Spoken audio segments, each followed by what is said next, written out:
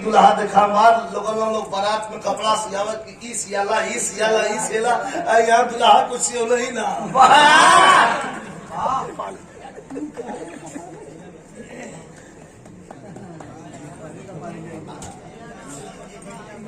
आप भैया बोला मत। हमारे संघर्षों के मित्र हैं, हमारे भैया हैं लालमन प्रधान जी बाजी। तू कहाँ हुआ? हमारा नमस्कार, हमारा प्रणाम स्वीकार करेंगे जहाँ भी बैठे होंगे लालमन भैया। वाह वाह वाह राजा, आखिर रसगुल्ला लिया ही बिना खेले मलबा नहीं लगता। हालो बरो अरे तो हम पहले पहले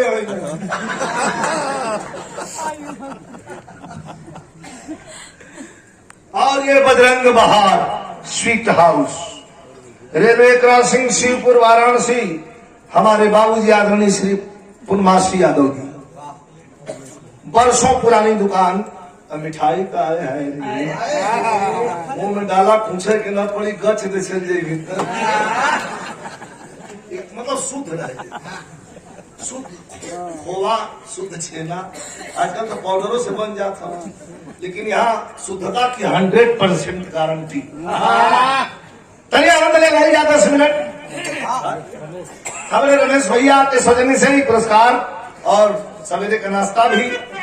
मिठाई दहलन दोनों कलाकारन के। हमार तो दरिया बा, हम जाके ले ले। हमारे में से भी 20 लिया जो उनको लगी ले लिया। भाई हमारा घर दरिया तो के जाके हम कोचस यार,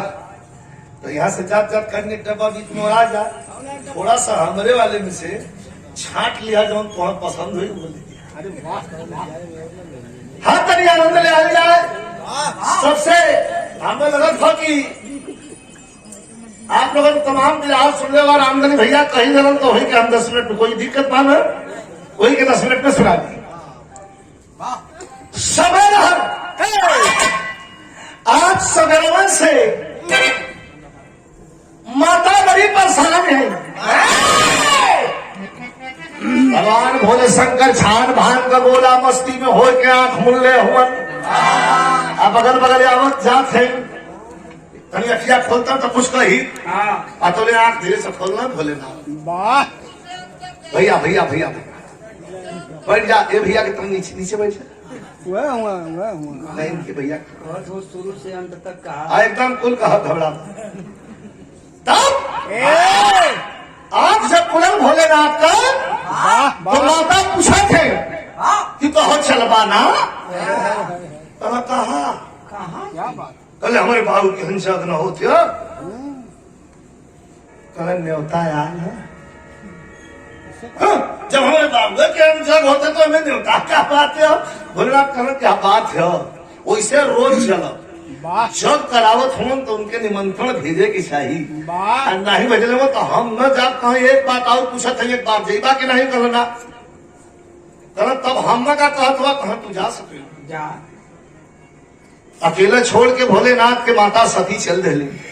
यहाँ तो एक तरफ ब्रह्मा एक तरफ विष्णु सब ऋषि बैठल हुन, यज्ञ का हवन होता और सृष्टि के संचार के लिए होता। देख के माता का आंख लाल, हई ब्रह्मा जी 3 ठे मूड़ी लेके झुलावत हुआ, हई विष्णु जी आल हुआ, तमाम देव ऋषि सब ऋषि नारद जी भी एक और खड़ा हुआ। हमारा दुल्हा ना हम कितना हम बड़ा झेपत थी, बड़ी बेइज्जती अपन महसूस करत थी। आन के मैंने जाके राजा दक्ष का अपने बाबू का गोड़ पर ले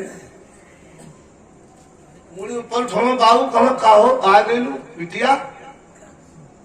पागला ना पॉइंट हंसा वाला ना, पॉइंट नोट करना। कौनों में हरारू के आगे करे मरद के कह देबा कि पगला नहीं ना आता। खास तौर से ससुर दामाद के कह देता भाई होश में हो की लड़की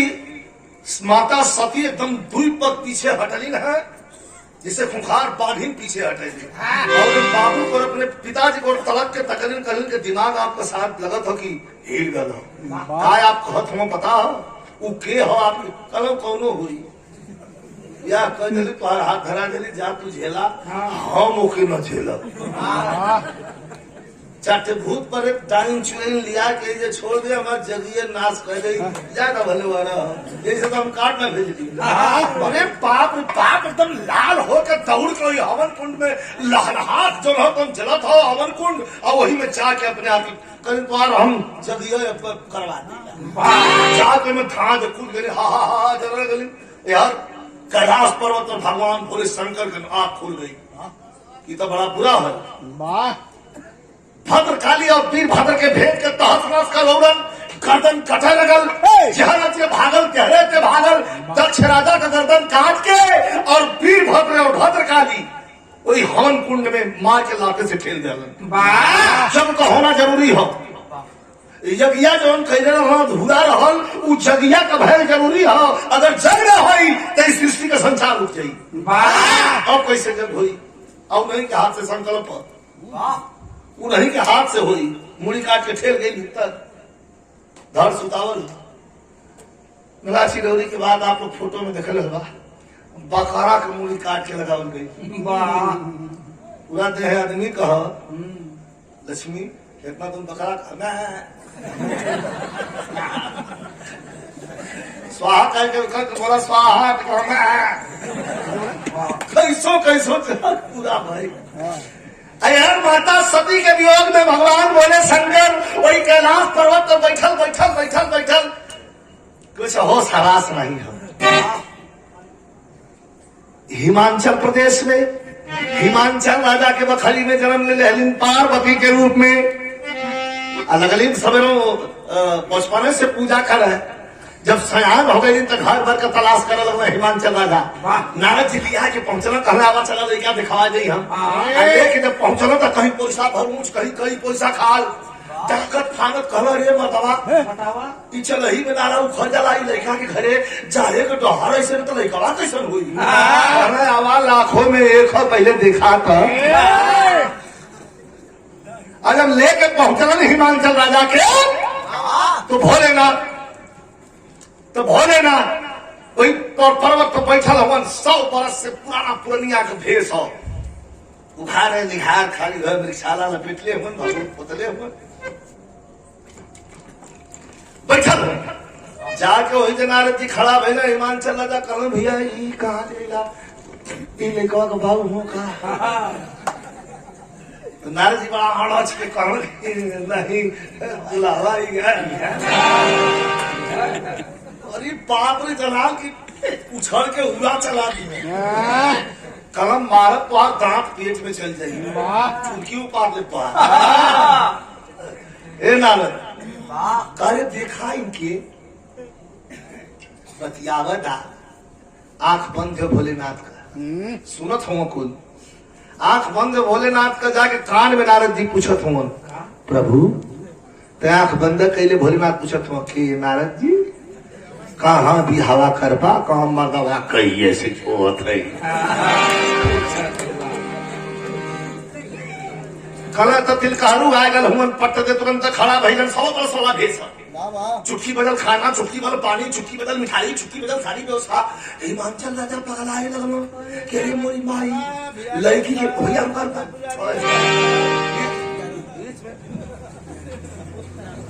बीच में बोल दे थोड़ा तेरा भूसा में गोजी कर रामधनी भैया क्या कहना है हाँ इनसे पूछत है ये रामाश्रय परमानंदी के धरती से भारतीय नौसेना पाक लड़का तो हम का तो बूढ़ को देखा अरे नहीं 9 घंटा पुराना 18 मैं अपना विश्वास हो तो रमेश भैया से पूछ ला कल बढ़िया रूप बनावा पता लगा बजाय मास्टर बढ़िया रूप बनावा भोलेनाथ अब तैयारी हो गई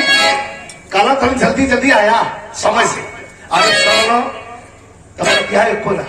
बारात के दिन जो नकार बदल के वो पुरनका 100 बरस भूला भूत प्रेत चुलाइन डाइन पहुंच जाए पीछे कुल इस खोपड़ा वही में भर ले और टंगला कान में बुढ़वा बैल पर बैठ के कले कले चले लगवा आधा डहरी पहुंचला तो पता चल के से भूत भुला के घर में नहीं लोग भूतवा से पूछला करे तोर पर परिवार का सरकार चुलैनिया समझ आए लगना कहता है रे काहे ना जा रहा का से का कहीं मलकार हुआ तोला लाख ना हर कला हमें के लिए हां अब चलना भरना तो कैसे चलना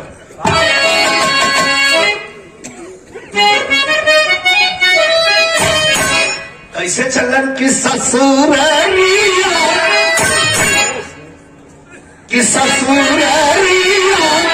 चले भोला धीरे धीरे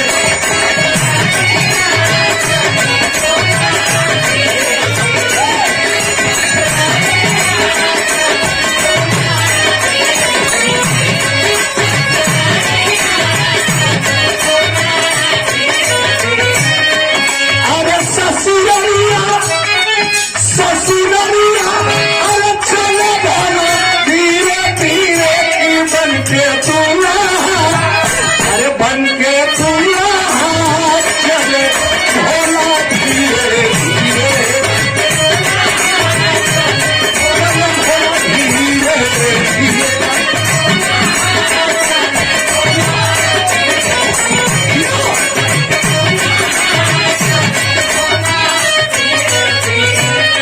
दुनिया का सबसे बड़का बुरा है और दुनिया का सबसे बड़की बड़ा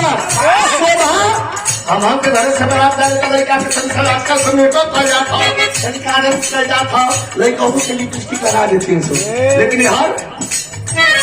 कमले गोचर बिच्छू अरे कमले गोचर बिच्छू ना मारे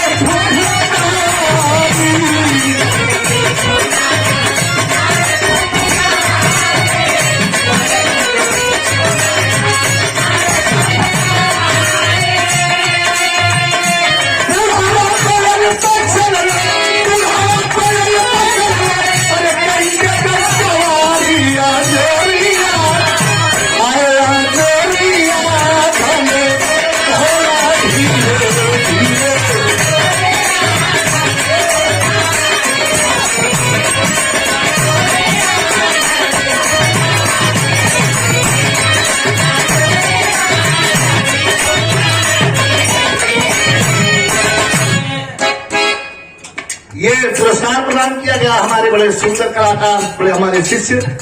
हमारे मनीष लाल यादव बाबू जौनपुर से जो चल के आए हैं प्रोग्राम में बहुत बहुत शुभ आशीर्वाद धन्यवाद हमारे बच्चे हैं लेकिन बारात पहुंचल कई बजे बारात कई बजे पहुंचल मुन्नू भैया थोड़ा सा ध्यान बारात 6 बजे पहुंचल 1 बजे रात का बहुत सूत गल हुआ गौआ के गोइले अरे गौआ के कोयले हाय राम गौआ के कोयले हाय हाय गौआ अरे गौआ के कोयले जब आई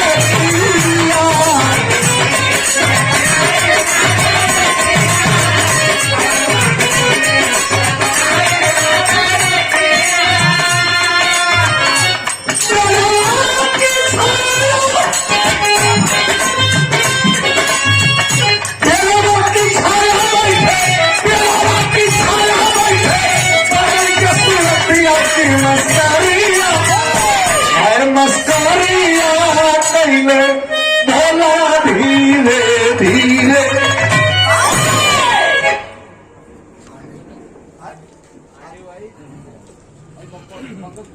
आरडी आई छम्मन यादव हमके भी पुरस्कार करन हमारे छोटे भाई पंकज के भी पुरस्कार करन नाना जी के जौना आवत हमने कुचा मार कैसे भाई के लिए नाना जी कहा रे यार तो कहने हम ना काहे मारत हुआ वो तुम्हें कहा भाई ध्यान एक तो बच गया कुल मेहरारू निकल ली कल चला बहनी और गाँव के बाहर देखा जा। ये लक्ष्मी प्रियदर्शी के उम्र में कोई लड़की गौरा महारानी का सहेली। अरे वाह। अपन घूमत फिरत हवा लगत एकदम पूर्वा। हवा अपन खात पहुंचल पेड़ के नीचे एक बूढ़ बैठल बा, गाना घींचत बा, बरधा बंधले बा। तो जाके बुढ़वा से पूछत ही कि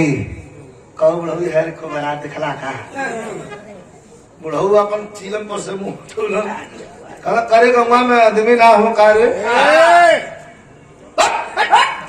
अच्छा खेल में हरमोर पावन मर्द के तो बड़ा दबेरे तब पूछत नहीं बुल्लो स्टाफ के याद तक लगल गावे के तो सब कर करो लेकिन बड़ा बेजोड़ गावे कैसे गावे कैसे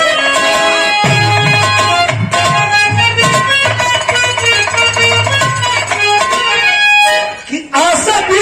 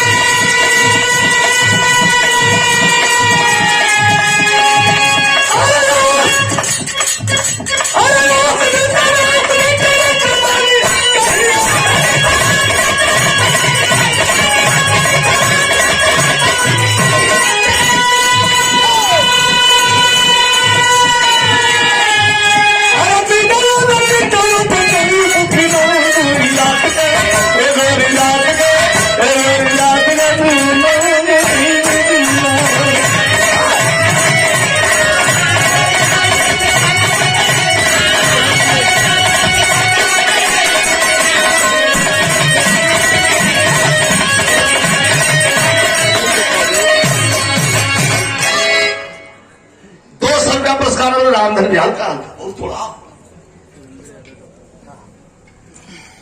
हमारे सुरेंद्र यादव भैया उपडब्ल्यू भैया के द्वारा ये पुरस्कार रामधनी भैया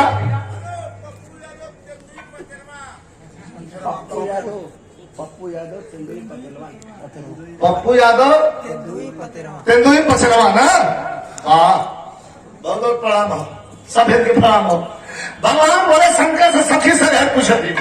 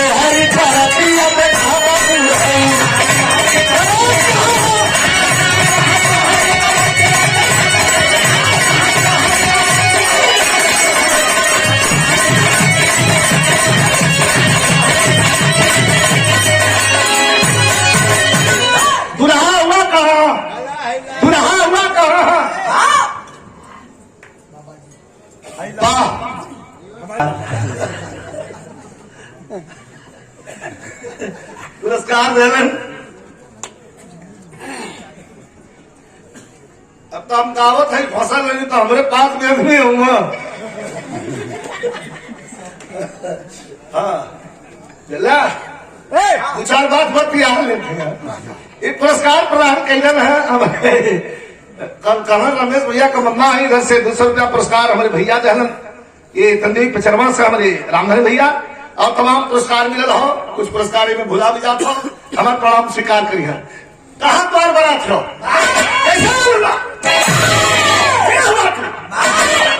कल दबेरा लगल इसो तो जस दबेरा तस भोलेनाथ टिकुरल जा कहाँ झोला कहाँ झोला झोला में कहा जो हमारे धान अभी सब बोला ये कहते सुना अरे झोला में बारात शिव दादी में तलाए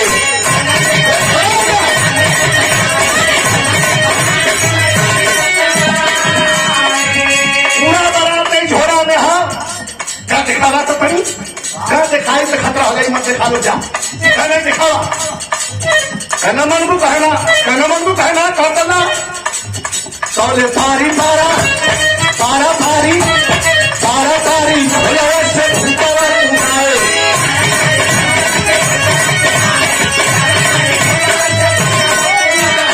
भोला का मुंह खोल के खाली इतना कहना नंबर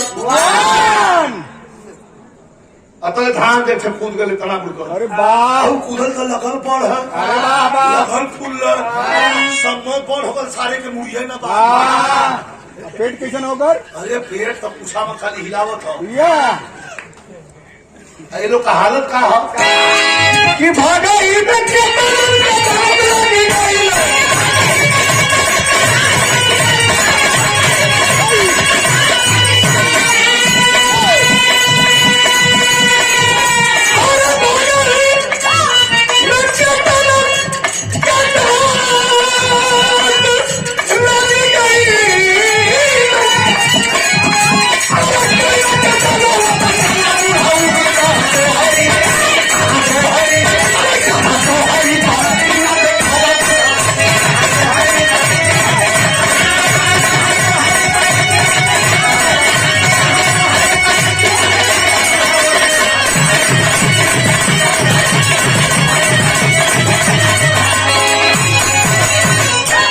कुश्ती का विराट दंगल दिनांक 17/4/2022 अब हरे बाया बधाई शुरू हो गई हरे में नहरारू छिलाए लगे के धर कहाँ गए नारद ये बताइए कैसा दुल्हा लिया लो कुल नारद लड़की डरा गई नारद जी के जब घुरपेटा लगल कुल तो कहते तो हमारे गलती हो चाहे कि वहां मर्दन के हो तो ले ही लोग का चौकवासन छेती हमारे गलती हो झाड़ फूक खैलन सोतैलन हल्ला हो गल गाँव में कि भूत लेके आ रहा दुल्हा लड़का उठा उठा पहलकी जो कोठली में को धरा कोठली में डाल दी गरमायल हो वही में बोलता हूँ आइए बहरे मारा नीचे से ईंधन पानी दिया सो खाना वही में चिल्ला के मैंने कुत्ती करो करे के कुल वही में करो भूत आल हूँ उठा उठा लुका दिया बड़ी स्थिति खराब बा हर भैया नारद जी गई ना खेला लिया के गांव कर केवाड़ी बंद कर कहो तैयारी खत्म जब भूत परत भी आला मन जिया भय न करत तो तैयारी कैसे चलिए मटा जात तो अपन देखला मन अपन देख ले लिया के दरवाजे पर अइलन ये भैया धरती के धड़बा ताजा बजता यही लोग बजा बाजा उनके धने बजा धरती के धड़बा आज इतना मेहरारू को डाली केवाड़ी के भीतर हो के मनी लगभग मनी में पागल है पीछे अरे बाप रे बाप देखे में जला जाते आगे हर की परीक्षण कैसी हुई तुला मेरा उनको रोआ खड़ा हम परीक्षण न करब नवनिया के डटली पार्वती कमाई मैना मतारी है अरे नवनिया कह अब हाँ एक दुल्हा रहा पैर हमारे कोट खपस आज देखत हो कभी भूत पड़े तब हम ही के चला जात है नौआ कहला बची के जाइए बहुत समझ मैं पीछे में चल जाएगी तो हमारे बदल कैसे बीती घबरा मत कहना जाए खत्म हो तो पूरा हो जाए आधा पिया हो तो मत बच बचा के नवनिया चलल और जाके जब हम थोड़ा अंदर से गीत गाओ थे शुरू कहीं दिखाई को गीत मेहरारू वाले गीत आई हमारे सलीम पारंपरिक मेहरारू को भीतर से गीत शुरू कैले हैं के करी बसिया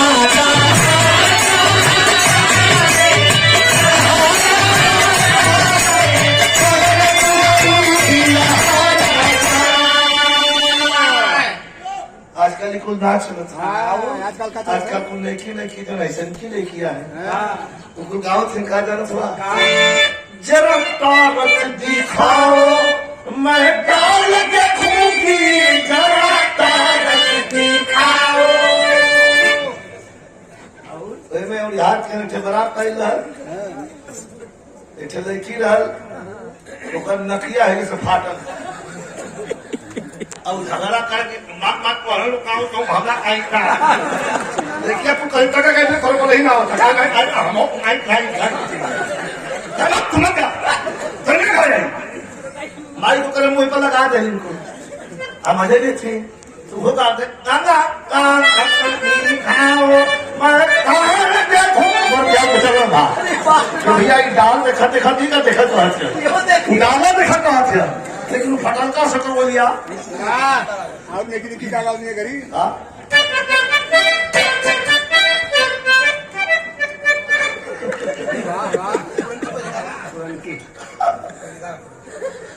आजकल बरतिया में हो दोनों धूम छोड़त ना है पुदीनवा से लेके आई अरे बाप रे। बारात में शुरू कैले कि मन कैली पूर्ववा न जई है पिया हाथे पवनों के पूछऊ न खई है पिया कि बनमू के बिना रस बन रे बनलिया चिता बदली की अरे बाबा अरे शस्त्र होला मेरा दिवा पत्रा के हिसाब से देख के रखा मेहरारू कुल दावत थी दुनिया बेचारी डेरा जहाँ 5 बेर टीका लगावे के बुढ़वा बहन को बैठल हुआ 100 वाला भेस एगो टीका लगा के हाली हाली एक बेर खाली घुमा के जाए लगल तौले पर दुनिया वो करे लाना चाहिए कहा था गुस्सेला कहा था नेक हमार होला कारण काहे गुस्सियात थे बदत से भोलेला कथो काहे गुस्सियात दियाल है निकलना हो झोला में चमचमात हीरा नौनिया के हाथ तो भाई ना हीरा तो बाप रे बाप अरे देखई में पगलिएट ये तो हीरा तो दिहलो नौनिया अपन दबौलस धीरे सा और दिखाई हम गलती ओके सबके देख अपना ना खाती ना क्यों देला ले लाई यहाँ इनाम दे देता नाम बदे देता कि हमारा नाम बोला अमर नामों बदे भोलनाथ दिल में हमरो हल्ला हो कि भाई लड़का तो थोड़ा गड़बड़ हो देखे में लेकिन मालधार हो अब वो हीरा लेके गई कनी आधी टहरी गई हम अलमारी धरा दिला वाह आप लोग सोचो तुम्हारा अलमारी कौन अलमारी इन लोग को चलती फिरती ठेल मारी तो महंगा से महंगा सामान हो उठा के अगर इनमें डाल देंगे तो पकड़ 5 साल की बुद्धि खत्म हिम्मत ना है कोई की हाथ लगा के हाथ वहाँ लगाऊ तो हाथ तो पकड़ मार जान के ना पिटा तो सजा जाएंगे रोमियो भगवान जी बना दिए पिसा जान के साला दिखा कर हाँ इस तरह संवेदनशील जगह पर हाथ लगा गलत आदमी ने कहा भाई आदमी का कौन संवेदनशील ना है महेंद्र लंगोटा में रुपया पहले ये तो बद्धी ना भाई नहीं इनका दोनों हथवा पकड़ के आराम से लंगोटवा में 100 रुपया अब खोल लगा से का कटाऊ को धरता नहीं सर हाँ लेके गल मेला शिव कुमार बोले मेरा गला सही रहा आगे धीरे सब में है कुछ देना है तो ले खुद पकड़ लिए टबा के तुमने क्या दे मेरा कला ये पुजारी का हाँ मैं कना अब उन्हें नाम बदल दे हनी चुरावत है क्यों खेला कर गई ना कैसे ना पता कहा कल मैं जो हीरा रखा लगा तो हो गया लगन जगह खो जाए अब फटकार के भैया आई पोंछ निकल गई नीचे अब फट यही पकड़ ले बा अरे भाई चाय के नाम में गिरल बा यहाँ का लोटल वहाँ का लोटल वहाँ नारद जी का पकड़ के चुटकी महिला बता दी दूसरा घुमा दे हम तो ऊपर में चुटकी दुल्हा लगे तुम्हें के मुआवे लगे नारद जी कहो कि हमारा गलती है जब वो पौला से तो कहे बुलवाउला से फसौला से है नौवा छाती पीट के वो हर रोवत बा देर मना कैदी गुजरो ना मन जोड़ा फूट जाएगा जोड़ा फूट जाएगा एकदम कैसी छुड़ा को ले जाके वहां ना बड़ा मनोंगी भाई तब कभी कहता हूँ तमाशा तमाशा गौर पूजा पर भयल हाँ तमाशा गौर पूजा पर भयल सिस्टम सिस्टम लगी भावना मैना की अभिलाषा तमाशा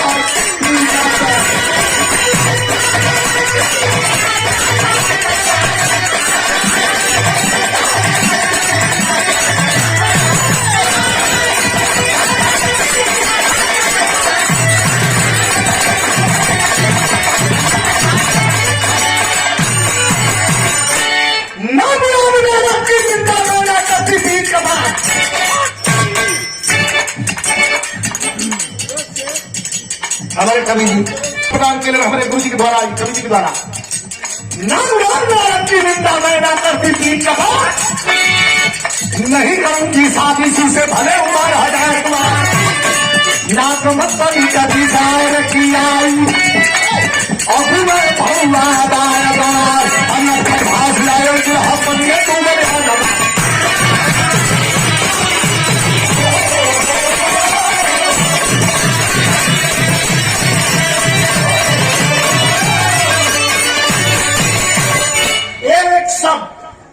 बियाह न होई नारद जी के इतना हुई घरे में सो होल पेट गए हम मैंने बताई 2 टुक सुना दे कि सुनाओ कि जैसे आयल होल से लौट जा बियाह न होई माता पार्वती बार बार माई के समझ अरे माई चुप बैठ हट बेटी का करना मने मने माता पार्वती स्मरण करते कि प्रभु तो के लखेर दी हो सो बिल्कुल टंकी अब पानी भन करा नाथ नारद जी में आंख में पानी भर ले सूरावत कहना कई बार तो खा लेना सो जाके कहना हिमांचल राजा से चलबा मनईबा नईबा हिमांचल राजा रोत हो कहा हमारे बस कहना बिरहा में इतना बढ़िया तजो हो माता बहन लोग आवे लगा क्यों गावा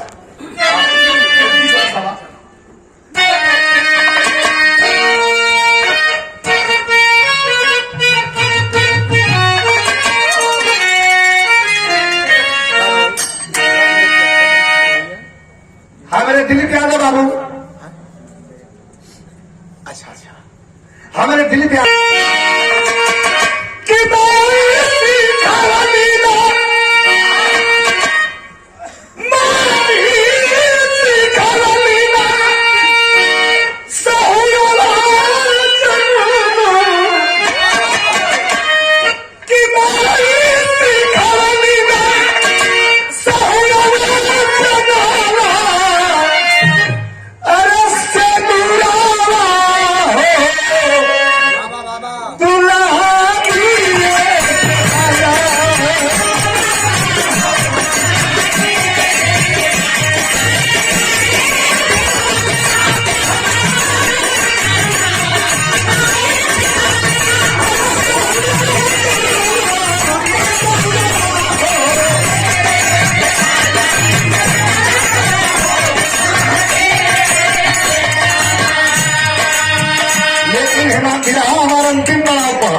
हिमांचल राजा आके नारद जी बगल में खड़ा हुआ आप भूत करे नाचत कौन और वही जो हिमांचल राजा हाथ दिले की सभा में तू बल जाने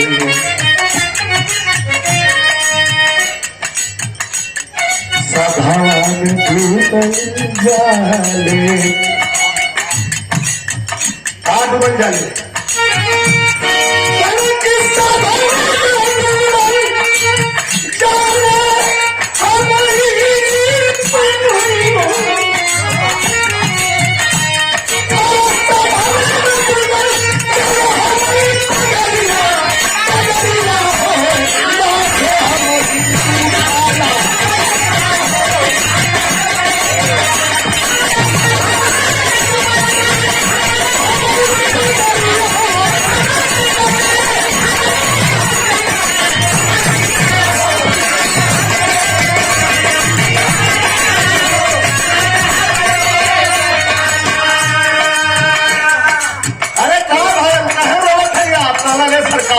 पूरा काम करा भाई धूप पाला तब तक रह के नहीं चाहिए। 100 बरस का आपका चेहरा हो, बुढ़ा ना लगे तो आप कहना बहुत सुना तो एक बात से बदल हो रूपारा रूपारा रूपारा देखा शिव शिव बलिया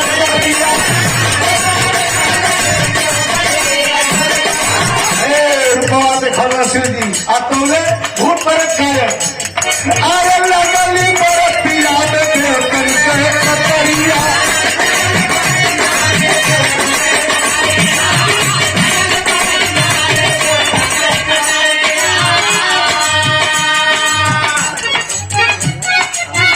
देखा बहुत सुंदर कलाकार हुए हम लोग के साथी हुए जो लक्ष्मी प्रदेशी के साथ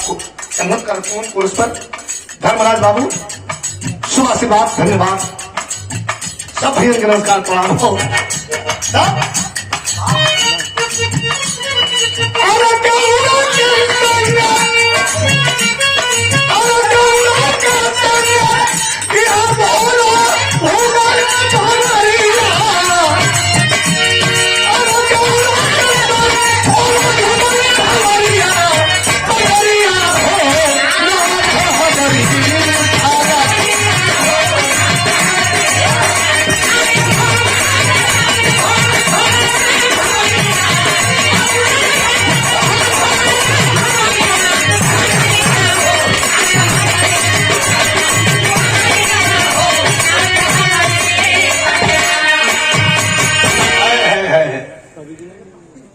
सुंदर रूप बनलन हो गल भैया दौरा के संगे भोला घूमल भंवरिया बैठ गई विदाई होते तब अरे वही जब बैठी वही पहला बच्चा दरिया की जा महारानी अरे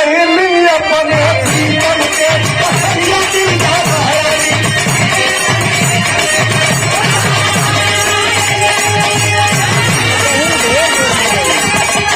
मिनट ओढ़ के बैठी बेला पर छदरिया गिरजा महारानी आईली अपने प्रीतम के बखरिया का बखरी कैसन है बहुत बढ़िया गढ़ही वही के ऊपर थे दूर दूर तक कहीं कुछ ना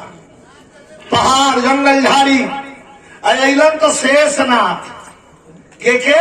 शेषनाथ भक्त रहा नहीं का पहरा लगा था देखा हम आप पप्पू यादव हमें देखा है पप्पू यादव जो भैया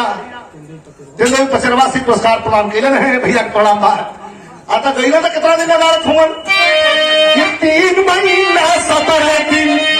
तक शिव जी ना घर हो तब तक गिरिजा जी के भैया सारनाथ जी हो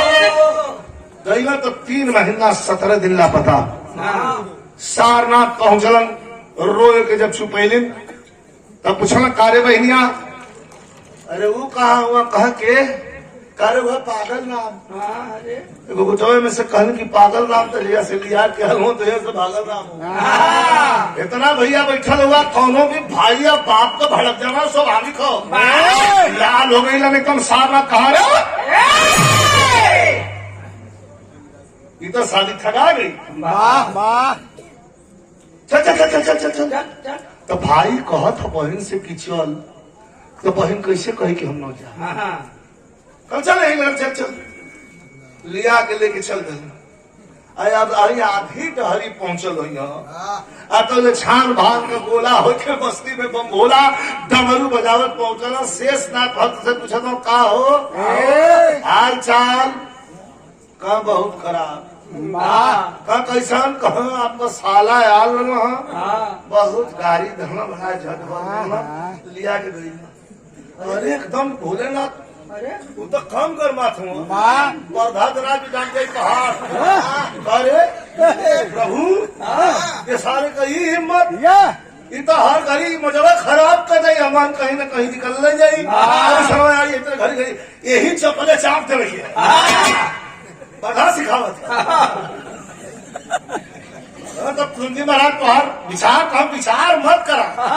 खाली अब पीठ पर हम पावर दिखावत थे और यार घरे पानी उनके पियत हमर न धले वाह तो जवन के हाथ वाह ये 200 रुपया पुरस्कार प्रदान कैले रहे हमारे भैया अब वही पर्दा पर बैठल है अच्छा तक के जितना गरम अपने से ढेर बता वाह प्रज्ञा शुद्ध जल 200 रुपये का पुरस्कार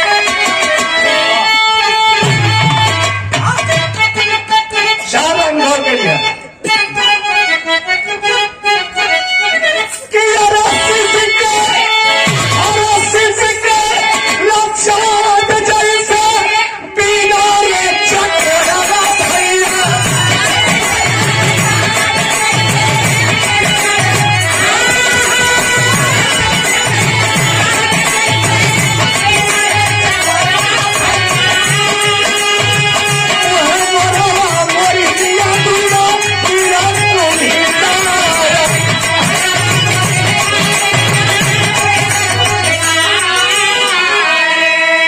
भोलेनाथ की चीज है ये। भोलेनाथ का धुआं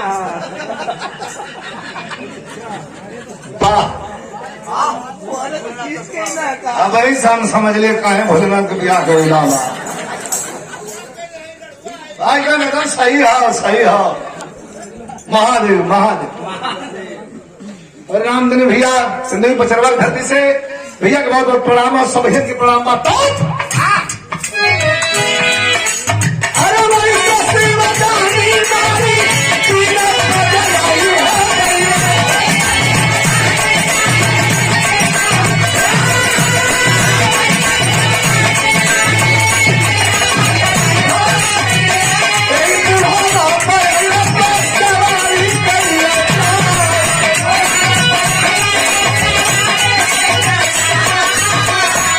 अंतिम घटना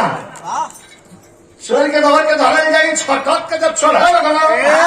तो जब मेरी छाला पहले रहला तो ओकर गठ्ठी चढ़ता तो खुल गई खाली गठिया खुल गया अब बरधा चलत हो तो भाई ऐसे ना चली वो ऐसे चलत हो उछलत हो अब उछले में का भयल का कि रहिया में जाके ब्रीना छाला तीरी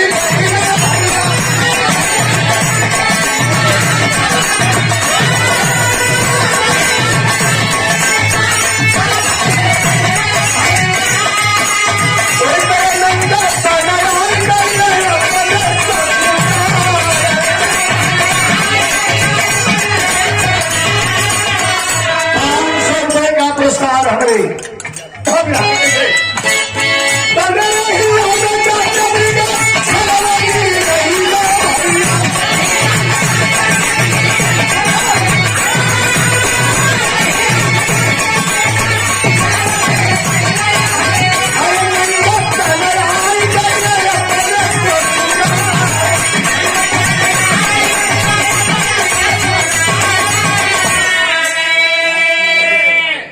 बैठ के वह पानी पियत हूँ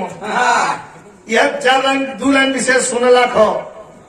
तो सुना लक्ष्मी अब वही भाई बहन दोनों जने घर में बैठल ना पानी सामने रख के पियत हूँ और तले नंग धड़ंग वही तरह बरधा पर बैठल आगे दुआरी खड़ा हो पता ना है कि वाह डमरू अपन बजावल हो डम डम डम डम डम डम डम डम डम डम अब लड़का को जुटल लगा मदारी वाला है सारा मराठी वाला आकर खा अब करे लगना सब तो मेरे छलवार है तो हेतने पर रोक दे वो है ना उतरा लगना तो फट दे दिल्ली दरबार खुल गया वैसे तकलन कल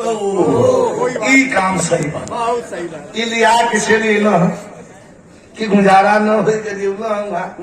साफ साफ देख ले गुजारा हुई की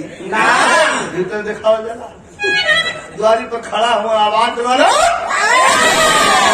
सारा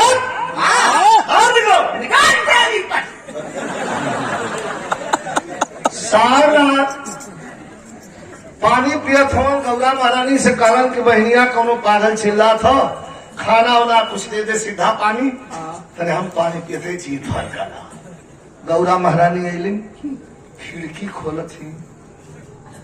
बंद कर भैया हम पनिया पिया फायदा होता तो आई देखना हम पनिया पिए थे कोई देख आइए उनका कहा कहीं हम निकाल निकाल बाहर निकल सारे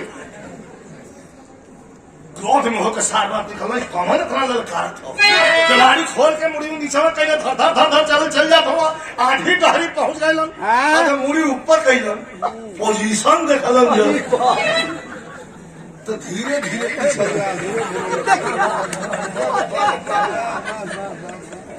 हाथ भर भर जाके हाथ फल लगा जिसे घा में जैसी गई हाथ खला करे बहनिया वो है कोई डिजाइन है का भैया वो है हूँ लेकिन इस समय बहुत क्रोध में हूँ अच्छा अच्छा ज्यादा क्रोध में होना तो करधन तक उतार के फेंक देना खा भाई ज्यादा सोती होता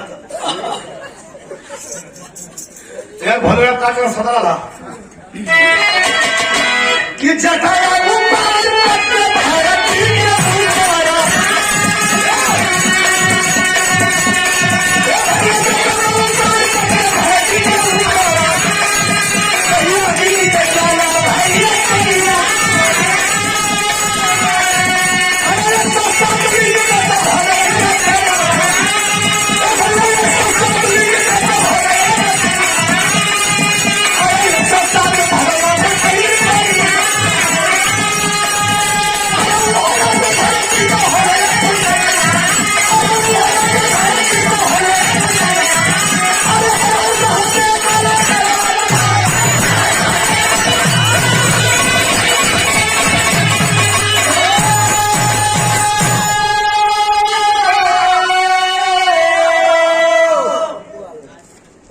सुबह से बात हो उदार के थे जटा धरती पर पटकलन है और धरती के गोद से अग्नि का ज्वाला प्रस्फुटित रही और अग्नि की ज्वाला से 107 लिंग का उत्पत्ति हुई अच्छी लाए लगना फिर हाँ सानो ले जाके खाची में उठाए के हाँ मंदिर है ना खांसी में उठावे लायक हम लोग यही से टाइट के लिए रखा है कल चले जाना बाबा पहले के जवाब दा एक मुड़ काट के रख कितनी खांसी हुई माता अपने तप विद्या से 107 भक्त तैयारी करी है जवन ये धरती पर कुछ देवता राष्ट्रीय होन कुछ देवता ग्रामीण होन कुछ देवता जिला क्षेत्रवाइज प्रादेशिक होन लेकिन भगवान भोले शंकर अंतर्राष्ट्रीय देवता होन विदेश में भी इनसे पूजा होली इनमें कोई धोरा नहीं हो ओम नमः शिवाय मन से एक तरफ माता का जाप दूसरी तरफ भगवान भोले शंकर का ओम नमः शिवाय का जाप मात्र 5 बार 5 दिन आदमी कर दे तो हमारा दावा जो भी काम बिगड़ हो काम बन जाये ये हम लिख सकीला लेकिन हम अनुभव ही नहीं 5 बार ज्यादा नहीं ओम नमः शिवाय 5 बार लेकिन मन से आज भी जीवंत शक्तिपीठ भगवान भोले शंकर तो अब जो हाँ कि वो अपने बहन बेटी के घर से ना निकाला अंतिम लाइन है पकड़ लो गट्टा और सारनाथ इतने आंख मूल्य करो लाइन के लिए आके जा करना अखिया खोला देखला देखला का देखा क्या तुरंतिया देखने और दिखाओ थोड़ा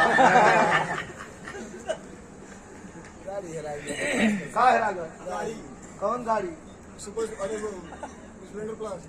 स्प्लेंडर प्लस 1664 कहाँ रहे खड़ा बिहार सुना लुआ वो में चाबी नहीं रहा अच्छा तो अच्छा नहीं अब खत्म हो अपील कर देते दिखा भैया देखला के टाट यारो के लिए कोई टाट इधर कहीं गए ना हो दिखला कहीं इधर थोड़ा लड़का खड़ा रहला ना का करें तब हम तुम तो थोड़ी देर रुका थोड़ा मारो नहीं हो साला देखा भैया कोई जाने भैया का गाड़ी हो फोन नंबर भैया 16 यूपी 65 1664 स्प्लेंडर प्लस गाड़ी हो और कोई के नजर में होगा चाहे कोई मजाक कैले हो तो देखा ऐसा मजाक ठीक नहीं हो जिला भैया एक तो खुदा आफत में जिंदगी चलल है इनमें गाड़ी फाड़ी लोगों ने कह देवा तो आदमी उड़ी टूट जाइए देदा भैया की गाड़ी मिल जाए चला।